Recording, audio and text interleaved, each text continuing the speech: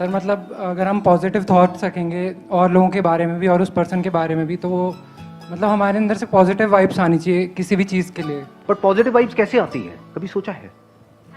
हम सब चाहते हैं, नहीं चाहते कि हमारे अंदर से पॉजिटिव वाइब्स आए, तो जो भी हमसे मिले वो हमारी तरफ खिंचा चला जाए या खिंची चली जाए, व्हाटएवर। तो do we want that kind of a personality, या फिर ऐसा जैसा एक वो मच्छर मारने की दवाइयाँ नहीं होती हैं कि मतलब जैसे मच्छर दूर भागते हैं तो ऐसे कोई भी आपके पास आए तो दूर भागने लग जाए? Do we want that kind of a personality? लेकिन ज़्यादातर लोगों की ऐसी पर्सनालिटी होती है कि उनके पास जाते ही थोड़ी देर में दूर भागने का मन करता है।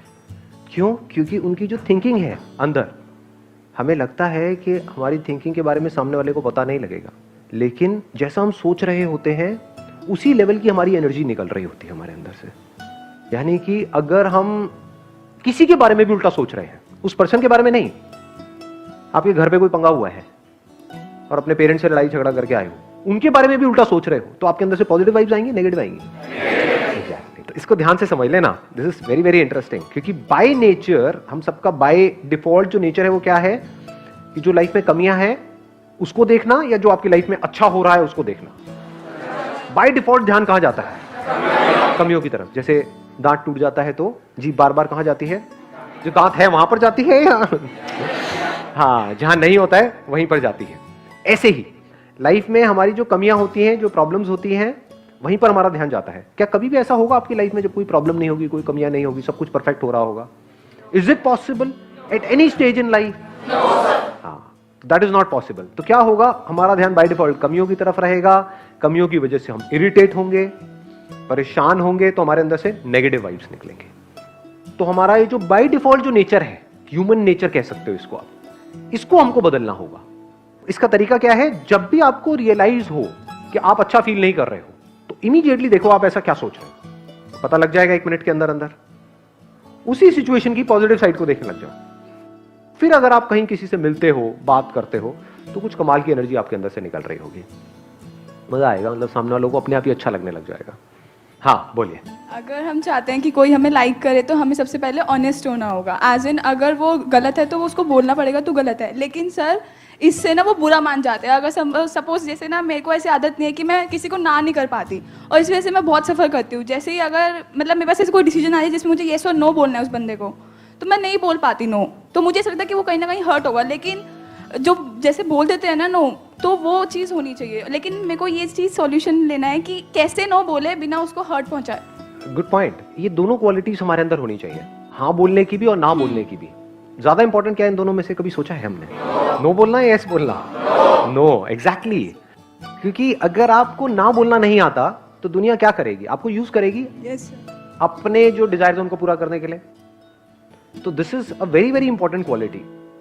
अब नो बोलने के भी 2 तरीके हैं। एक है आप पूरा गुस्से से नो खुंदक में बोल रहे हो, एक है पोलाइटली आप किसी को बोल रहे हो नहीं।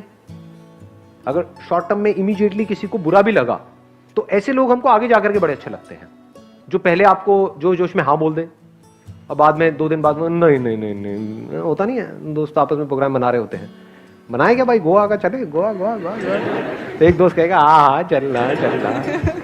उसके 4 दिन बाद में तो जब ट्रेन पकड़ने के लिए आप अपने घर से निकल चुके हो, ओ यार मेरा नहीं। होती है ऐसी हरकतें। ऐसे बंदे हमको पसंद है, या फिर वो जो पहले ही मना कर दिया उन्होंने, पहले ही बोल दिया नहीं भाई मैं नहीं जा सकता। तो you must be very clear about yes and no, both the things. यानी कि जो है सच बोल देना है, डोंट बी रूड। क्योंकि ऑनेस्टी का मतलब कई बार हम ये निकाल लेते हैं, मतलब we tend to be rude in order to be honest. वो नहीं करना है। You can be politely honest. कि अगर कोई पर्सन है जिसका नेचर थोड़ा सा अजीबोगरीब सा है, तो you don't have to be honest there, you just have to maintain a distance from that particular person. I hope you got the answer. तो अगर ये क्वालिटी हमारे अंदर है, दैट इज ऑनेस्टी, इंस्टेंटली हो सकता है कि वो आपको लाइक नहीं करेंगे, लेकिन लॉन्ग टर्म में ऐसे बंदों को सब लाइक करते हैं। यस तो अब कौन है जो बोलना चाहता है या चाहती है? Sir when we appreciate somebody they tend to like us। अगर हमें किसी में कुछ अच्छा लग रहा है तो हमें उन्हें बताना चाहिए। What she said is कि अगर हम किसी को अप्रिशिएट करते हैं तो वो पर्सन हमको लाइक करता है। क्या ये सच है, झूठ है? लेकिन क्या इन रियलिटी हम अप्रिशिएट करते हैं? लोग ये अप्रिसिएशन चाहते हैं। हाँ, तो जैसे भी इंसान के साथ आप जुड़ना चाहते हो, वैसा इंसान हमको खुद बनना है। अगर हम वैसे बन जाते हैं तो ऑटोमेटिकली हमारी जो पर्सनालिटी है वो लाइकेबल हो जाएगी। हमें हर वो इंसान अच्छा लगता है जो शेयरिंग करता है, जो सब सीखता है और फिर बांटना भी जानता है। जैसे आज आप हमारे लिए इतना कुछ कर रहे हो, हम मोटिवेटेड हैं और आप सर्व कर रहे हो। क्या पता कल को मैं आपकी भी मदद करूं, क्यों नहीं हो सकता? Why not? ऐसे ही मैं किसी और की भी मदद करूं तो अच्छा बॉन्ड भी बन रहा है, मैं शेयरिंग भी कर रही हूँ और कुछ सीख के सिखा भी रही हूँ। तो ऐसे लोगों के पास हर कोई जाना चाहता है। इन्होंने बड़ी अच्छी बात बोली है, लर्निंग एंड शेयरिंग। शेयर सिर्फ वो कर सकता है जो लर्न कर सकता है। बिना लर्न करे हम क्या शेयर करेंगे? आप समझ गए? शेयरिंग में भी बहुत लोगों के अंदर एरोगेंस आ जाता है, हाँ तेरे पास में कम है, ले चल भाग यहाँ से। देखा ऐसे लोगों को? हाँ, मतलब दे रहे हैं तो इस एटीट्यूड से दे रहे हैं कि मैं पता नहीं क्या हूं, मैं ये कर रहा हूं, मैं वो कर रहा हूं। नहीं, sharing is basically a collaborative process. That is real sharing, because that is learning also. देखना, ध्यान से समझना। कोई ऐसा टीचर अच्छा लगता है जो आया, आकर के सामने खड़ा हो गया, जो मैं कह रहा हूं बस वो समझते चले जाओ, कोई क्वेश्चन पूछ रहा है भागे नहीं, जो लिखा हुआ है बुक के अंदर, तो बुकिश हो गया ना। तो that person is not learning. उसने रट तो लिया है, तोता तो है वो, लेकिन वो एक लर्नर नहीं है। तो जिसने कभी लर्न नहीं किया वो शेयर भी नहीं कर सकता, या उसकी जो शेयरिंग होगी वो सिर्फ नाम की होगी। रियल शेयरिंग मींस, जैसे अभी हम यहां पर हैं, तो एक तो तरीका ये है कि मैं आकर के आपको एक लेक्चर दे करके चला जाऊं। एक है कि मैं अगर यहां पर आया हूं तो आपको लग रहा है कि मैं आपको सिखाने आया हूं, एक्चुअल में मैं यहां पर सीखने आया हूं। That is sharing. अगर मैं ये सोच लूं कि मुझे तो सब कुछ पता है, मुझे सब कुछ आता है और मैं आ रहा हूं आपको बताने के लिए, बड़ा बोरिंग हो जाएगा सब कुछ। ऐसे लोग बड़े बोरिंग लगते हैं। नहीं, कौन अच्छे लगते हैं? जो आपस में कम्युनिकेट करते हैं। Real sharing means communication.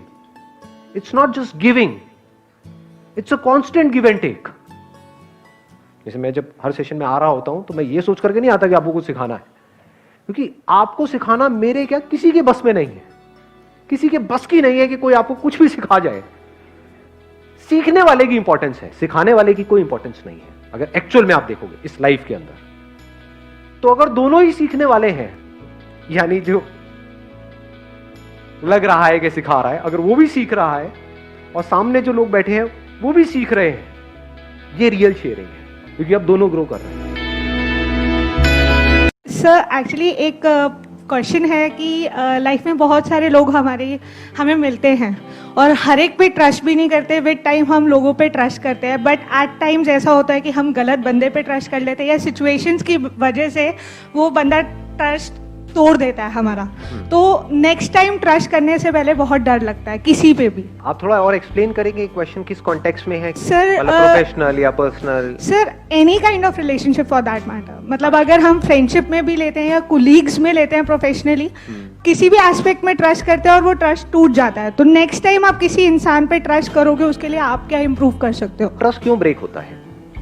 कहीं ऐसा तो नहीं है कि जो हमारी रिलेशनशिप होती है उसकी जो लिमिट है उसको हम डिफाइन नहीं करते हैं और उस रिलेशनशिप को उससे ज्यादा एक्सटेंड कर देते हैं? If I am talking about a professional relationship, आप हो, आपका कोई कलीग है, यू बोथ आर प्रोफेशनल्स, वो कोई आपका दोस्त तो है नहीं। कलीग मतलब क्या? काम करना है, साथ में मिल करके करना है, ना उससे ज्यादा कुछ है ना उससे कम कुछ है। अगर हम इस तरीके से डिफाइन करके चलें तो ट्रस्ट ब्रेक होने की गुंजाइश ही नहीं है। उसको हम दोस्त समझ बैठे हैं वहां पे, आप दोनों एक ही लेवल पे हो, उसको भी आगे बढ़ना है, आपको भी आगे बढ़ना है, और जाकर के अपने आप सीक्रेट्स उसको बता रहे हो, वो जाकर के ऊपर बता रहा है, तो बेवकूफी हमारी है। इसको ट्रस्ट नहीं कहेंगे, इसको बेवकूफी कहेंगे। ट्रस्ट मतलब क्या? कि आप और वो मिल करके कोई काम कर रहे हैं, और जब काम करने की बारी आई, मान लो मिल करके एक इवेंट मैनेज कर रहे हैं, 5 लोगों की टीम है, और उसमें से एक बंदा है वो बैठ ही गया, काम ही नहीं कर रहा, तब आप कह सकते हो उसने आपका ट्रस्ट ब्रेक किया है। बट आप उसको दोस्त समझ बैठे, जबकि है वो आपका कलीग, साथ में मिल करके काम करना था। आप क्या कर रहे हो? साथ में बैठ करके उससे कुछ भी अपनी पर्सनल प्रॉब्लम शेयर कर दी। तो ये हमको समझना है कि वो हमारा दोस्त नहीं है, दोस्त कोई और है। उनके साथ आप पर्सनल प्रॉब्लम शेयर करो, वो आकर के आपके बॉस को नहीं बताएंगे। या अगर अपने बॉस की बुराई करनी है तो अपने घर पे जाकर के करो, मतलब मेक सेंस। अपने कलीग के साथ करोगे तो भाई सुन लो वो कर रहा है तो। सर दोस्ती में ट्रस्ट टूटे तो?